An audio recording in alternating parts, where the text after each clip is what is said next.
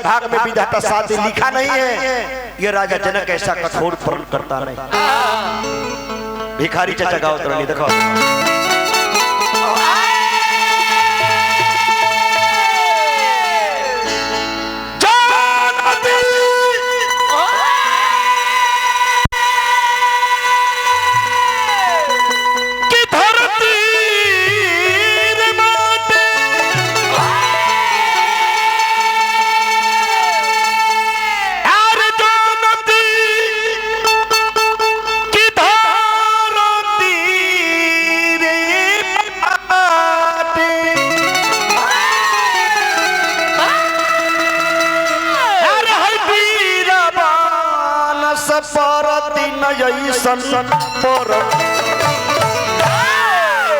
तो कइले बानी कि अरे भारी हम गलती नहीं सन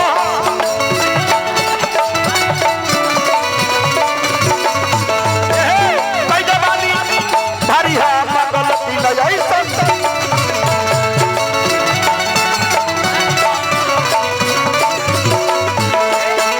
देश देश के राजा देश देश के राजा देश देश के राजा देश देश के राजा देश देश के राजा देश देश के राजा देश देश के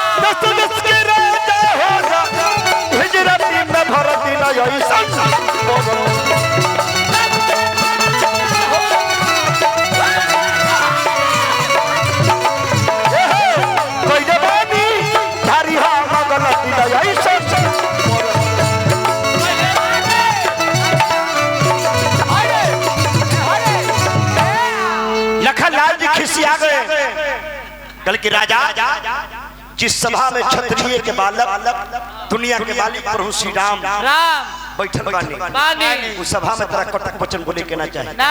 ई धनुष का हो ई धनुष का हो अगर लक्ष्मण चाहे तो पूरे ब्रह्मांड को उठा के जैसे अगर मैं चाहूं तो इस धनुष उठा कर 100 योजन भाग 100 योजन बबुआ लक्ष्मण के बाद मिथिला के नर नारी सुन के कहते रे देखे में लइका आ लीले के गुल्ला ये कुछ करी का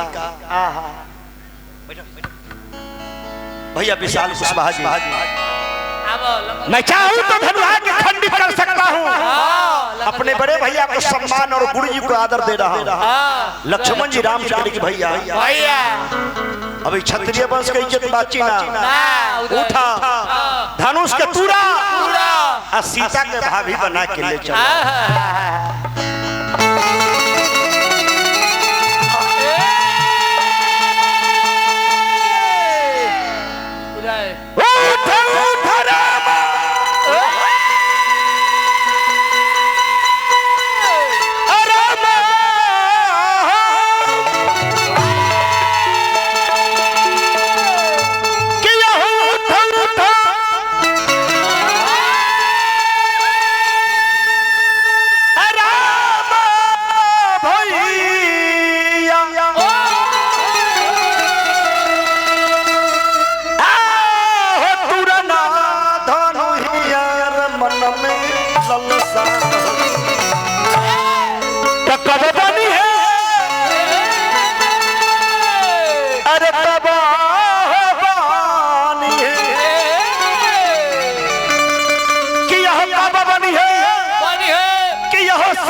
भाभी मोर मन में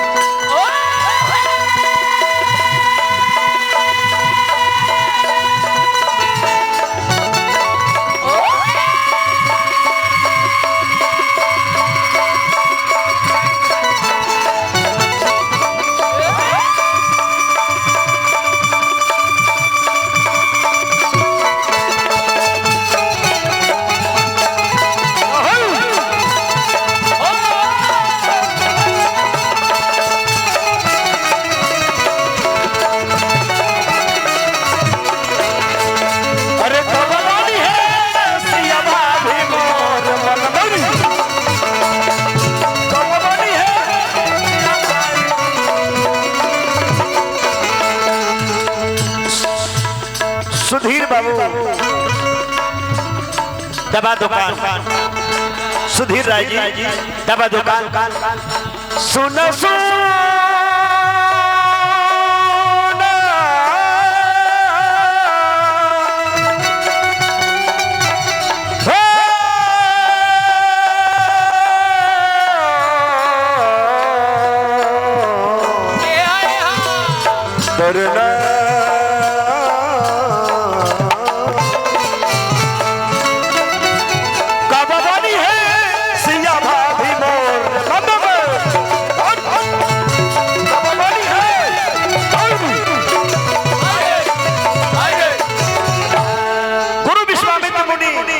लक्ष्मण को इशारा करने की लक्ष्मण मैं जानता हूँ कि आप धनुष को तोड़ सकते हैं हो, लेकिन यहाँ बड़े बुजुर्ग बैठे हो लेकर के बोले जरूर आप हमारे धनुष को तोड़ दीजिएगा तो बड़े भाई का अपमान होगा, गुरु का अपमान होगा, इसे शांत हो जा।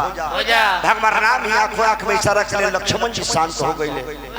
बबुआ अब इधर महारानी सुनैना